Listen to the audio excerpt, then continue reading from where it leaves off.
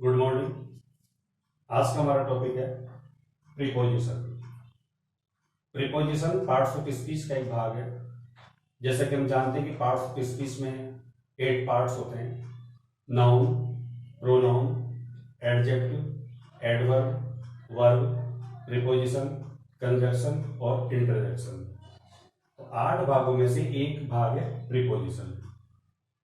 तो आज हम प्रीपोजिशन को पढ़ेंगे। Let's start. सबसे पहले हम प्रीपोजिशन की डेफिनेशन देखें। ए प्रीपोजिशन इज ए वर्ड, यानी प्रीपोजिशन एक वह शब्द है प्लेस्ड बिफोर ए नाउन और ए प्रोनाउन, जिसको एक नाउन और प्रोनाउन के पहले रखा जाता है टू शो इट्स रिलेशन, संबंध बताने के लिए, विद अनदर नाउन और प्रोनाउन, दूसरे नाउन और प्रोनाउन को दूसरे नाउन और प्रोनाउन के बीच संबंध बताने के लिए। तो ये इसकी डेफिनेशन है। यानी प्रीपोजिशन वह शब्द है जो एक संज्ञा एक नाउन और प्रोनाउन के पहले आकर के और दूसरे नाउन और प्रोनाउन के बीच में संबंध को बताता है। यदि हम प्रीपोजिशन का हिंदी अर्थ देखें तो देखिए, प्रीपोजिशन दो शब्द से मिलकर बना है, pre plus position. Preposition, pre का मतलब है पूर्व, प्लस पोजिशन का मतलब अवस्था या दशा। तो प्रीपोजिशंस के 2 पार्ट्स हो गए, प्री प्लस पोजिशन। प्री माने पहले, पोजिशन माने अवस्था या दशा। यानी वे शब्द जो किसी नाउन और प्रोनाउन के पहले प्रयुक्त होते हैं और दूसरे नाउन और प्रोनाउन के बीच में संबंध बताते हैं, तो उसको ये प्रीपोजिशन कहेंगे। अब सबसे पहले हम इनको पढ़ेंगे।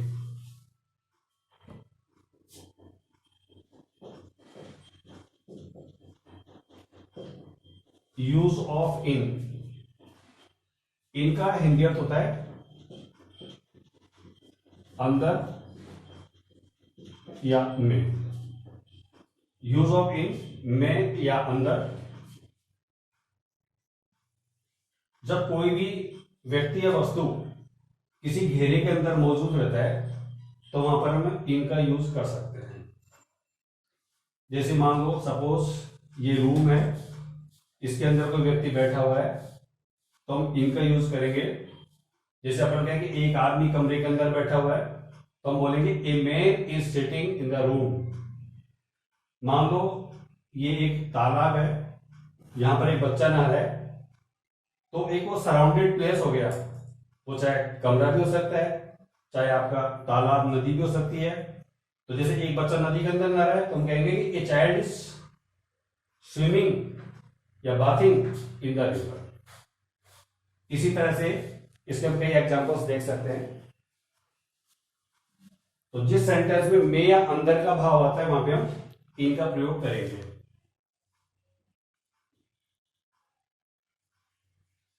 आई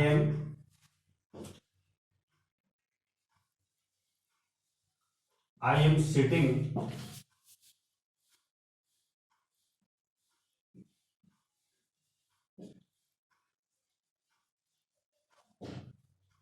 जैसे ये sentence I am sitting in the room, मैं कमरे में बैठा हुआ हूं। यहां पर हम देखते हैं एक आई है जो कि प्रोनाउन है और रूम जो कि नाउन है। I am sitting in the room, मैं कमरे के अंदर बैठा हुआ हूं। हम इस सेंटेंस में देखेंगे इसमें प्रीपोजिशन क्या आ रहा है, इन। इस सेंटेंस में प्रीपोजिशन इन आ रहा है और जो इन है वो दो, एक नाउन और प्रोनाउन के बीच में संबंध बता रहा है। नाउन इसमें प्रोनाउन हो गया आई और नाउन हो गया रूम। यानी आई और रूम का जो संबंध है वो इन बता रहा है। तो I am sitting in the room. और भी हम इसके एग्जांपल देख सकते हैं। तो इसमें एक नाउन और एक प्रोनाउन भी हो सकता है, दोनों नाउन दोनों प्रोनाउन भी हो सकते हैं। There are There are many books. There are many books in my bag. अब यहां पर हम सेंटेंस देखें, there are many books in my bag. यहां पर प्रीपोजिशन था इन, यहां पर भी प्रीपोजिशन है इन। तो यहां पर हम देखेंगे जो इन है वो बुक्स का और बैग का दोनों का रिलेशन बता रहा है। बुक्स भी नाउन है, बैग भी नाउन है, तो अभी दोनों नाउन है और दोनों नाउन के बीच संबंध बता रहा है इन। ऊपर वाले सेंटेंस में देखा था आई प्रोनाउन है, रूम नाउन है, ठीक है। तो नाउन भी हो सकते हैं, प्रोनाउन भी हो सकते हैं, दोनों नाउन भी हो सकते हैं। और देखिए देयर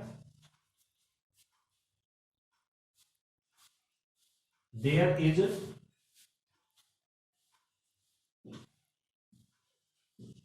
ए पेन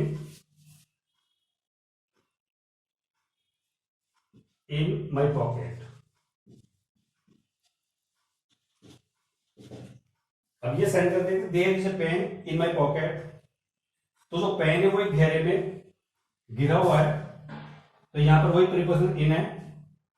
और एक पेन है जो कि नाउन है, एक पॉकेट है वो भी नाउन है। तो पेन और पॉकेट के बीच संबंध बता रहा है इन।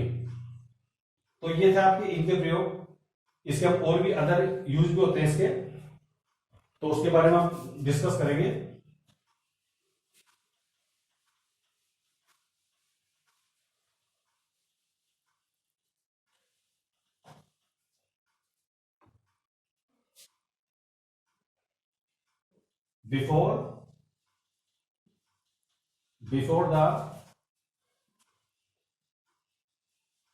Before the names of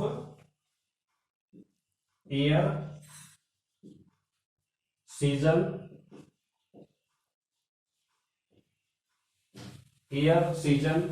weather,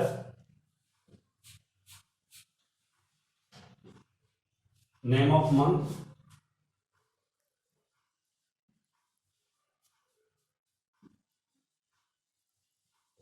etcetera.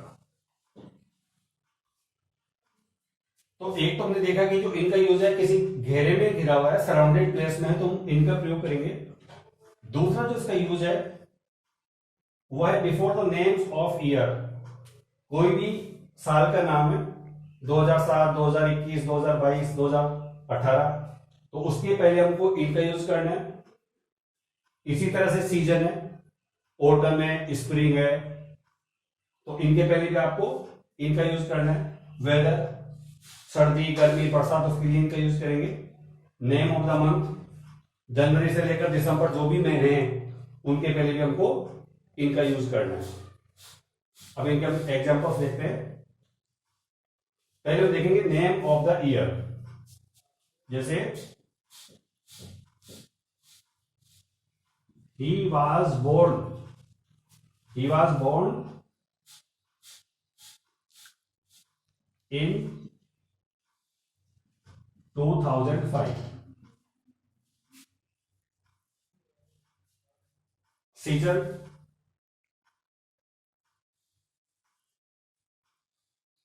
the leaves,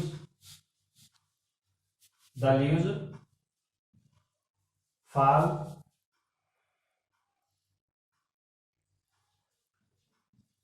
in the autumn,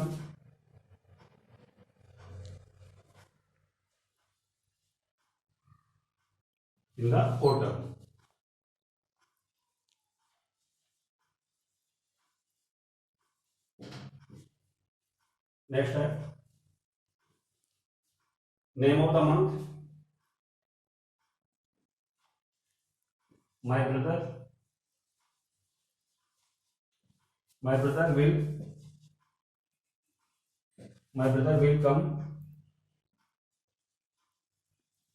brother will come from Ajmer in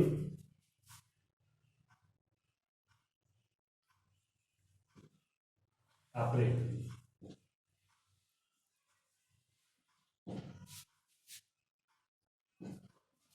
तो ये इनके एग्जांपल्स हैं। हमने देखा कि जो भी नेम ऑफ द ईयर है, कोई भी सन है 2005, 2007, 2015, 2020, तो उसके पहले आप इनका यूज करेंगे।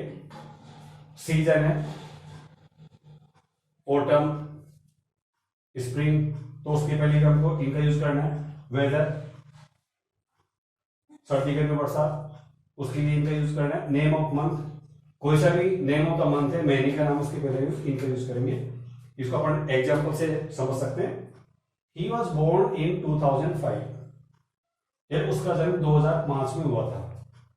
तो यहां पर जो 2005 के नेम ऑफ द ईयर है और नेम ऑफ द ईयर के पहले इनका यूज कर दिया। प्रीपोजिशन के रूप में इसमें इनका यूज होगा। सेकंड सेंटेंस है the leaves fall in the autumn, जो पत्तियां हैं वो पतझड़ में गिरती हैं, पतझड़ में झड़ती हैं, तो उसके लिए भी हमको इनका यूज करना है। तो पहले सेंटेंस में जो 2005 जो नेम ऑफ द ईयर है, दूसरे सेंटेंस में जो ऑटम है वो क्या है, वो आपका नेम ऑफ द सीजन है, नेम ऑफ द सीजन है। और तीसरा sentence my brother will come from Ajmer in April, जो मेरा भाई है वो अप्रैल में अजमेर से आएगा। तो यहां पे जो अप्रैल है वो क्या हो गया, नेम ऑफ द मंथ हो गया। तो यहां पर भी अपन को इनका यूज करना है। तो एक बार इनको वापस हम रिवाइज करेंगे। इनका जो यूज है नेम ऑफ द ईयर के लिए करेंगे, इनका जो यूज है नेम ऑफ द सीजन के लिए करेंगे, इनका use name of the weather के लिए, और इनका use name of the month के लिए। एक हम इसका वेदर को और देखते हैं। We wear cotton, we wear cotton clothes in summer.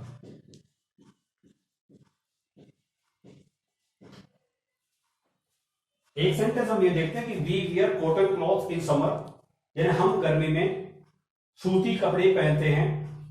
तो यहां पर हम देखते हैं कि we wear cotton clothes in summer, तो जो समर है वो क्या हो गया, नेम ऑफ द वेदर हो गया, और नेम ऑफ द वेदर के लिए भी इनका यूज करेंगे। तो ये एग्जांपल्स और जो रूल्स थे वो थे इनके। मैं उम्मीद करता हूं कि आपको समझ में आ रहा होगा। अब इसके बाद हम पढ़ेंगे इनटू का use, how to use into as preposition.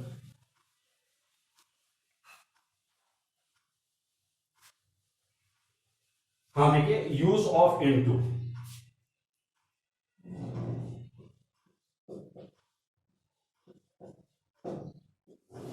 Next है इनके बाद में यूज ऑफ इनटू। हमको पता है कि इनटू का अर्थ भी में या अंदर होता है। जिस तरह इनका अर्थ में या अंदर होता है, वैसे इनटू का भी में या अंदर होता है।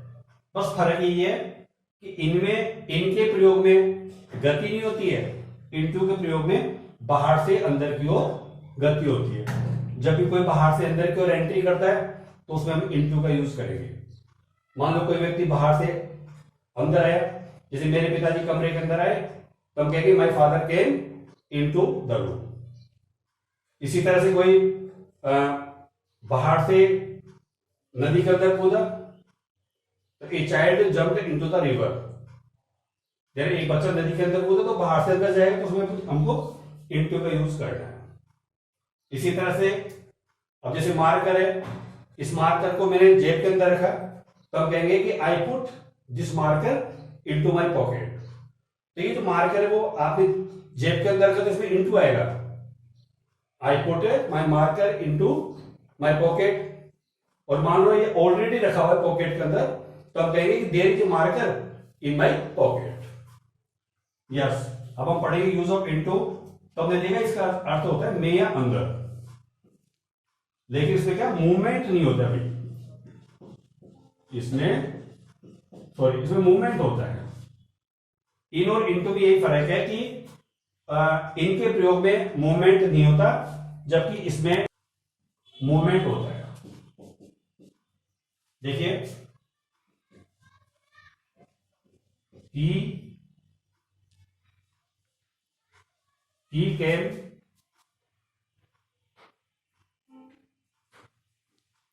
he came into my room.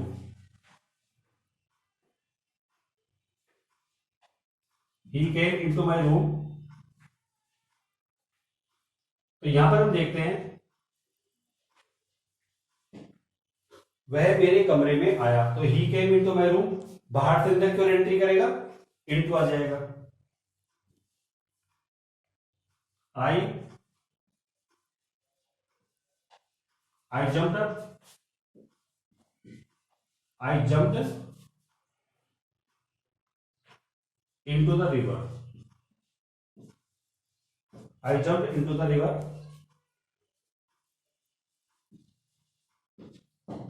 यानी मैं नदी के अंदर कूदा।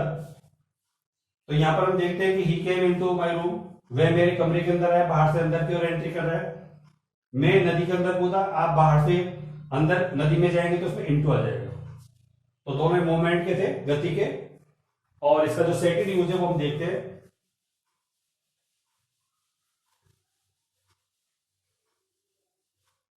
जब कोई परिवर्तन होता है, कोई परिवर्तन होता है,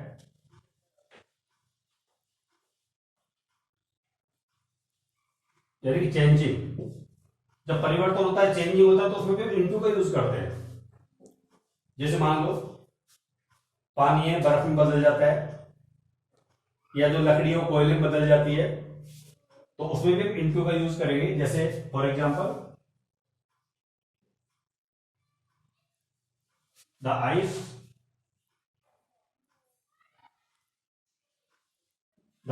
will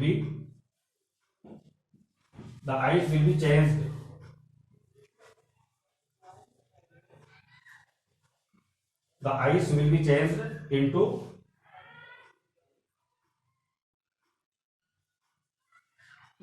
वाटर। तो हमने देखा कि the ice will be change into water, जो बर्फ है वो पानी में बदल जाएगा। और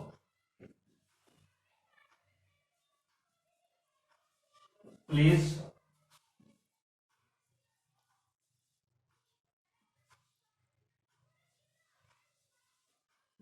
translate these sentences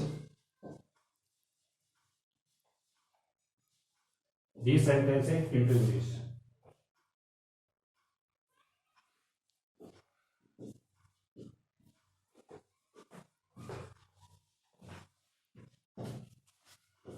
देखिए the ice will be change into water, जो बर्फ है वो पानी में बदल जाएगा। यानी अभी ये बर्फ है, थोड़े से में पानी बदल जाएगा, तो ये क्या होगा, चेंजिंग हो गया, परिवर्तन हो गया, तो इनटू का यूज करेंगे। Please translate these sentences into English, यानी कृपया इन वाक्यों को अंग्रेजी में अनुवादित करो। तो अंग्रेजी में अनुवादित करने का मतलब है कि सेंटेंस और कोई लैंग्वेज में है, या तो संस्कृत में या हिंदी में, तभी तो आप उनको परिवर्तन कर पाओगे, और परिवर्तन करने से सेंटेंस इंग्लिश में कन्वर्ट हो जाएंगे। तो ये था आपका यूज इनटू। नेक्स्ट है ऑन। यस, अब हम पढ़ेंगे use of on.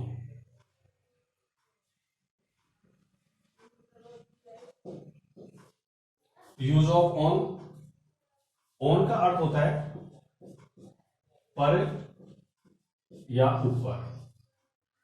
Use of on, पर या ऊपर। जब इसमें क्या होता है कि एक जो वस्तु है या एक जो व्यक्ति है वो दूसरी वस्तु या व्यक्ति के ऊपर टच करता है उसको, तो उसमें हम ऑन का यूज करेंगे। जैसे मार्कर है, मार्कर हमने टेबल पर रखा, तो मार्कर और टेबल का टच हो रहा है, तो हम बोलेंगे कि there is a marker on the table. इसी तरह से ये जो बोर्ड है वो टेबल पर रखा हुआ है, हम कहेंगे there is a board on the table. तो हम देखेंगे कि यूज ऑफ ऑन, इसका अर्थ होता है पर या ऊपर, और इसमें क्या स्पर्श होना जरूरी है, टच होना जरूरी है। तो इसके हम एग्जांपल्स देखते हैं।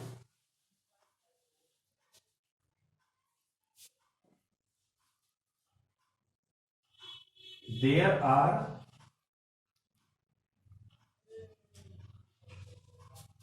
are many books.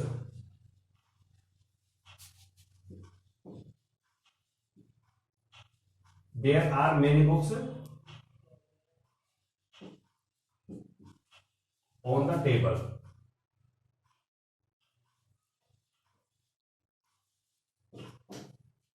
There are many books on the table, यानी बहुत सारी किताबें टेबल पर रखी गई।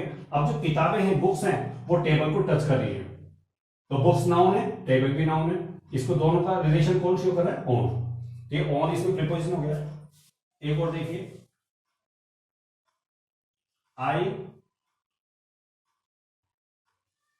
I am sitting.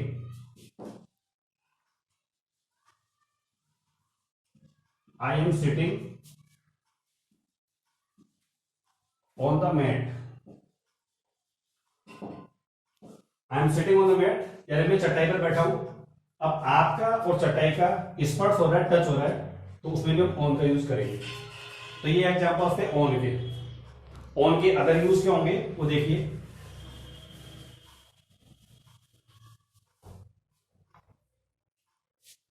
Before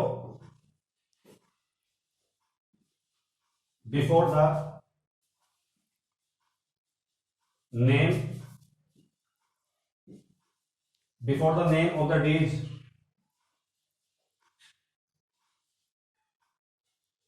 before the name of the days, date, fix the program,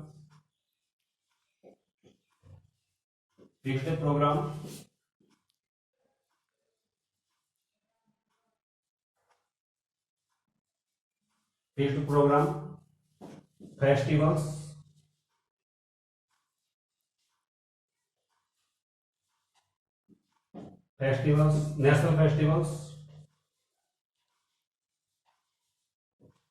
national festivals,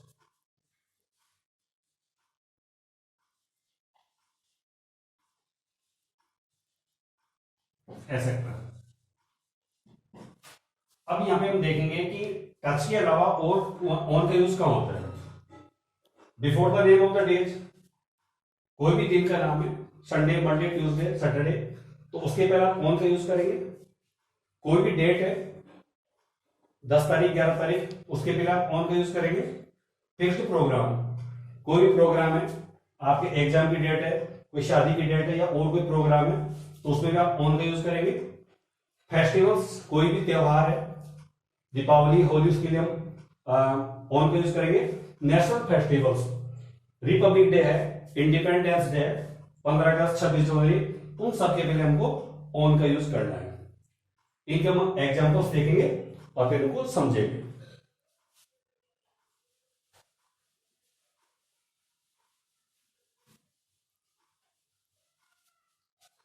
तो जैसे हमने देखा नेम ऑफ द डेज,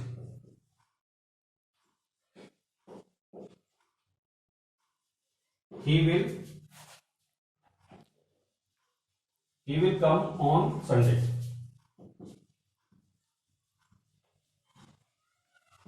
जैसे हम कहें कि he will come on Sunday, वह रविवार को आएगा, तो संडे क्या हो गया? नेम ऑफ द डेज हो गया। तो इसमें आपको प्रीपोजिशन के रूप में ऑन का यूज करना है।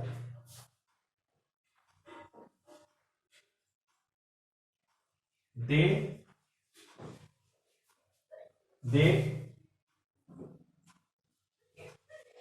did it on 3rd April।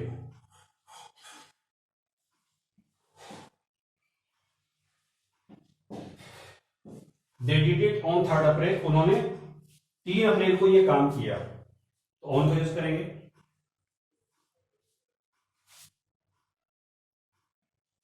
we wear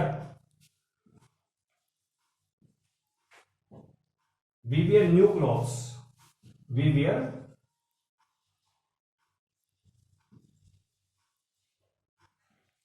new clothes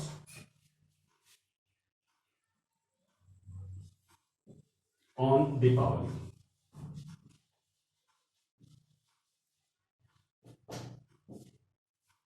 तो देखिए, he will come on Sunday, ये नेम ऑफ द डेज है, सप्ताह के दिनों के नाम है, इसके पहले आप ऑन का यूज कर सकते हैं। दे डिड इट ऑन 3 अप्रैल, उन्होंने ये काम 3 अप्रैल को किया। अब यहां पर डेट आ रही है, इसमें यहाँ पे ऑन आ गया। मान लो यहाँ पे 3 नहीं होता और मान लो अप्रैल होता, तो यहाँ पे हम इन का यूज करते। तो डेट आने पर ऑन का यूज करेंगे और अकेला भी नेम ऑफ द मंथ है तो उसमें इन का यूज करेंगे। उसके बाद we wear new cloth on Deepawali, यानी हम दीपावली पर नए कपड़े पहनते हैं।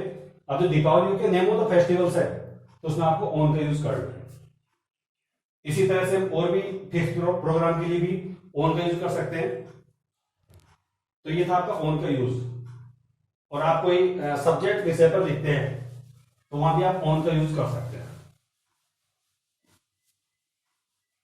जैसे कोई सब्जेक्ट के बारे में आप कुछ लिख रहे हैं तो आप उसमें भी ऑन का यूज कर सकते हैं। जैसे ही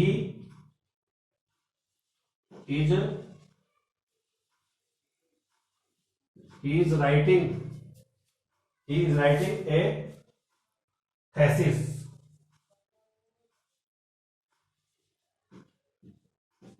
he is writing a thesis on Premchand.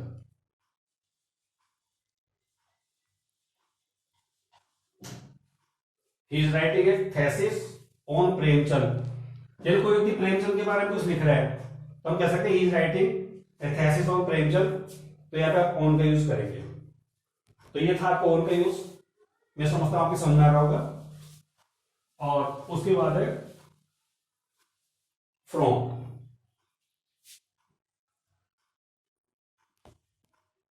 Yes, from का अर्थ है से। फ्रॉम का अर्थ से होता है, ये सेपरेशन के इसका यूज करते हैं।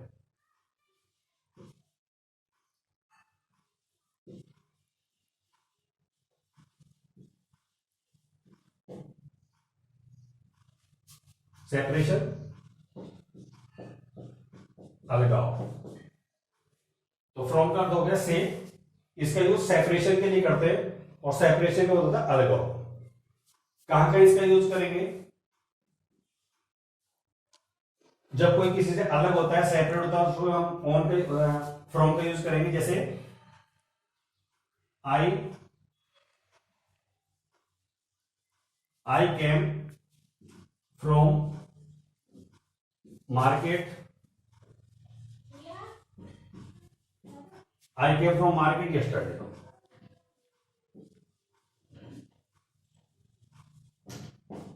आई केम फ्रॉम मार्केट यस्टरडे, यानी मैं बाजार से आया। तो इसमें अलग हो गया, तो इसमें आपको फ्रॉम का यूज करना है।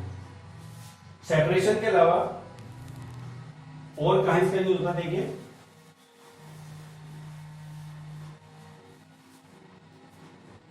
जब कोई वस्तु किसी पदार्थ की बनी है और वो हमको पदार्थ दिखाई न दे तो वहां भी हम ऑन का फ्रॉम का यूज कर सकते हैं। जैसे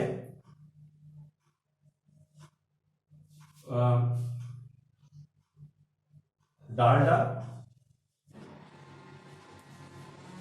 Dalda is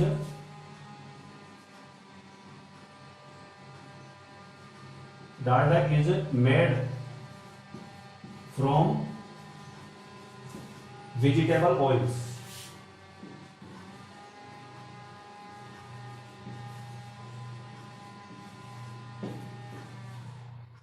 vegetable oils, Dalda is made from vegetable oils, यानी जो डालडा वो वनस्पति तेल से बनाया जाता है। तो इसमें हम फ्रॉम का यूज करेंगे, इसमें वो दिखाई देता नहीं है। तो ये हो गया जब अस्तित्व समाप्त हो जाए। जब अस्तित्व समाप्त हो जाए तो हम ऑन का यूज करते हैं। ठीक है, उसके बाद में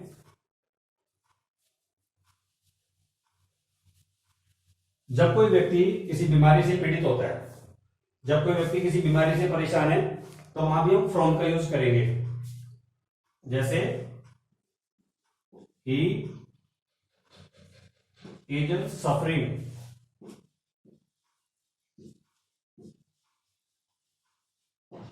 he is suffering from malaria।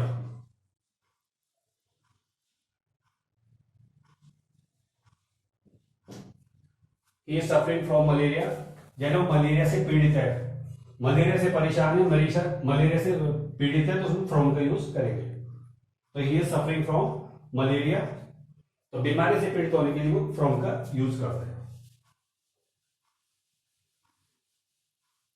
कोई भी जब साधन होता है, सोर्स होता है, सोर्स जिसको बोलते हैं स्रोत, तो सोर्स के लिए हम फ्रॉम का प्रयोग करते हैं। जैसे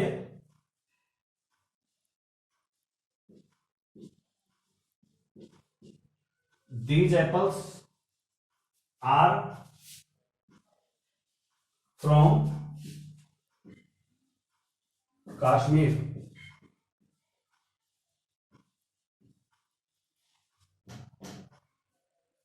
these apples are from Kashmir, यानी ये जो सेब है वो कश्मीर से हैं, तो ये कश्मीर का इसका स्रोत हो गया, सोर्स हो गया, तो इसमें हम फ्रॉम का यूज करेंगे। तो ये था हमारा वीडियो प्रीपोजिशन के बारे में। उम्मीद करता हूं कि आपको जो वीडियो पसंद आया होगा, और आप इसे प्लीज शेयर, लाइक और सब्सक्राइब अवश्य करें। Thanks, have a nice day.